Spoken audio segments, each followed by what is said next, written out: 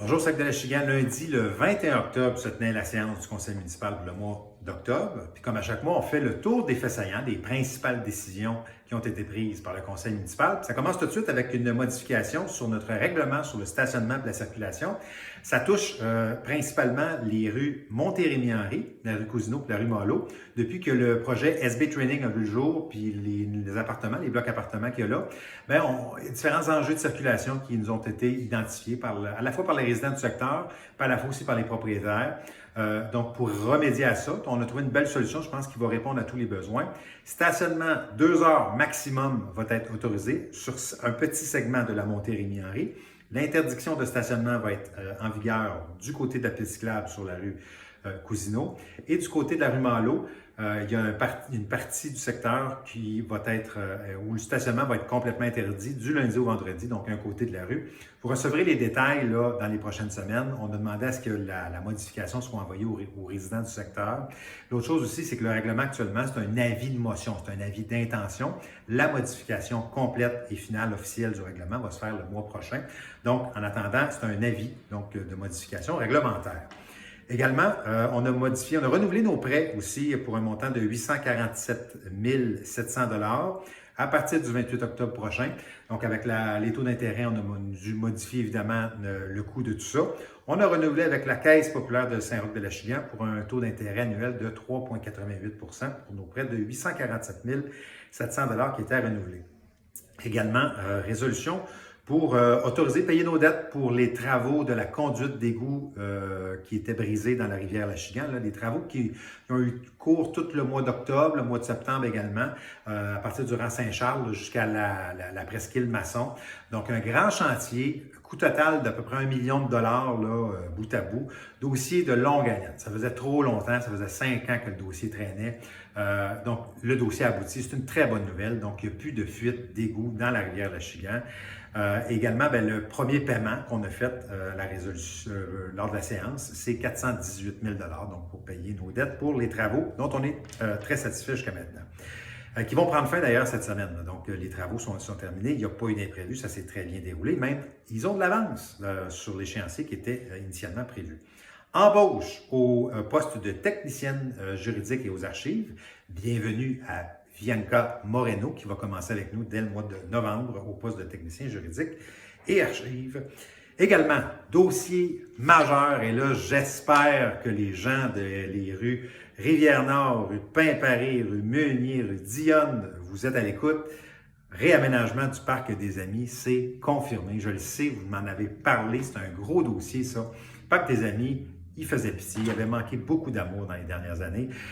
Donc, le conseil municipal a voté un renouvellement, installation de nouveaux modules de jeu 5 et 12 ans au coût de 124 000 l'échéancier de tout ça avant la fête nationale. Donc, au printemps prochain, les travaux vont se faire. Donc, octroi du contrat à l'entreprise Jean-Bette, qui nous a soumis différents modules qui ont été sélectionnés par le conseil municipal et le comité de parc.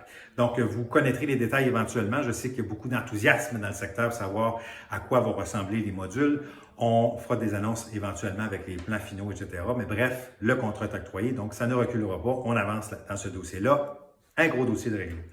Évidemment, contrat pour la refonte du site Internet de la municipalité. Les sites web, ça vieillit pas toujours bien. Il faut mettre ça à jour de façon régulière. La municipalité avait déjà pour projet de le faire. C'était prévu dans notre plan triennal d'investissement. Contrat de 22 000 à l'entreprise Blanco pour le rendre plus adaptatif, mieux adapté à nos besoins, mieux répondre aussi à vos questions que vous avez, parce que c'est pas toujours facile de s'y retrouver. Donc, on va avoir une belle solution clé en main pour ça. Également, octroi pour l'implantation d'un portail citoyen. Donc, à l'instar, comme beaucoup de nos voisins, on va installer un portail citoyen. Vous pourrez vous connecter avec votre compte pour déposer des requêtes, déposer des demandes de permis. On veut autonomiser au plus possible le citoyen pour faciliter l'accès. C'est pas normal encore qu'en 2024, pour tous les permis, les demandes, ça se fasse en personne à la mairie. On va rattraper le sens du monde, rattraper ce qui se fait de mieux chez nos voisins. Donc, un portail citoyen qui va être implanté dans les prochaines semaines, prochains mois. Suivez ça avec beaucoup d'attention. 9 000 par année que ça va coûter pour faire rouler tout ça. Résolution autorisant un appel d'offres pour la démolition du petit garage. Donc, dossier aussi pour ceux qui sont des abonnés de la capsule. Le petit garage, On a un carnet de santé qui témoigne qu'il y a trop d'investissements à faire pour le bâtiment qui a atteint sa fin de durée de vie utile. Donc, dans les prochains jours, prochaines semaines, il y aura un appel d'offres pour autoriser finalement la démolition. Donc, le conseil municipal a déjà autorisé la municipalité, l'administration à donner le contrôle au plus bas soumissionnaire. Donc, dossier à suivre. Également, dossier important, demande de fermeture du dossier au programme de rénovation des infrastructures municipales.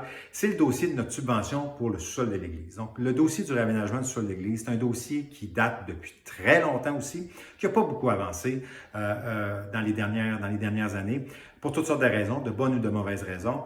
Ce qui a été convenu avec le conseil municipal, c'est de retirer notre demande de subvention. Ça faisait 3 fois qu'elle s'étirait. Et le projet de réaménagement du sol de l'Église n'a jamais tenu en compte l'entièreté du bâtiment.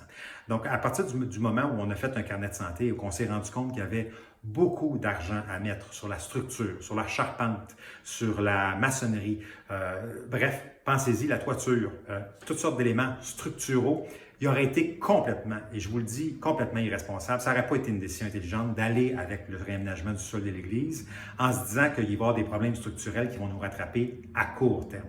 Donc, c'est un pas de recul pour mieux avancer, pas de recul stratégique puis intelligent, je le répète, pour retirer notre demande, mais mieux réattaquer ce dossier-là dans l'intérêt de tous parce qu'on veut en prendre soin de notre Église puis on veut qu'elle dure longtemps pour la prochaine génération. Donc, les prochaines étapes sont à confirmer.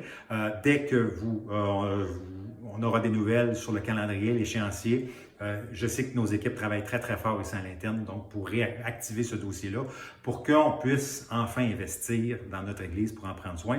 Parce que malheureusement, dans les dernières années, les investissements se sont chiffrés à peu près à 0. Alors, il est temps que ça bouge, il est temps que ça avance et le conseil municipal met beaucoup de pression à ce sens-là. Comptez sur nous. Également, demande de financement pour le Centre d'équitation thérapeutique Harmonie, qui est un organisme, à ma connaissance, assez nouveau sur le territoire, donc équitation thérapeutique pour les personnes autistes ou à besoins particuliers en situation de handicap, qui tient une soirée de financement le 23 novembre prochain. On a décidé d'acheter 2 billets pour les encourager dans leur mission. Et finalement, invitation à la soirée caritative gastronomie et casino de la MRC de Montcalm, qui se fait au bénéfice du Centre de pédiatrie sociale qui a nouvellement vu le jour chez nous dans notre région, qui sert les familles de Saint-Roch-de-Chigan notamment, qui est à Sainte-Julienne. Donc, il y a une soirée casino le 25 octobre et on va y aller avec grand plaisir.